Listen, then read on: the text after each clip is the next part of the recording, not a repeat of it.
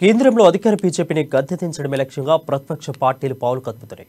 వచ్చే లోక్సభ ఎన్నికల్లో ప్రతిపక్ష పార్టీలన్నీ ఏకమై బీజేపీని ఓడించాలని కంకణం కట్టుకున్నాయి. ఈ క్రమంలో దాదాపు 20 ప్రతిపక్ష పార్టీల అధినేతలు ఇప్పటికే ఒకసారి సమావేశమయ్యారు.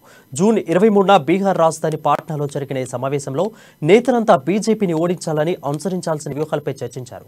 అందుకు కొనసాగింపుగా ఈ నెల 17, 18 తేదీలో మరోసారి ప్రతిపక్ష పార్టీలన్నీ కర్ణాటక రాజధాని బెంగళూరులో సమావేశం కాబోతున్నాయి.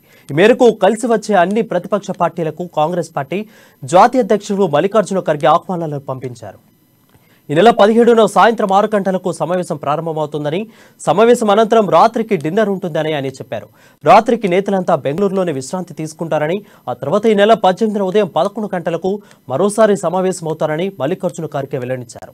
ఇదిలా ఉంటే ఈ సమావేశానికి మల్లికార్జున ఖర్గే పార్టీ గౌరవాధ్యక్షులు సోనియా గాంధీని కూడా ఆహ్వానించారని, ఆమె సుముఖత వ్యక్తం చేసినట్లు తెలిసింది. అయితే కాంగ్రెస్ సీనియర్ నేత కర్ణాటక డిప్యూటీ సీఎం డీకే శివకుమార్ చెప్పారు.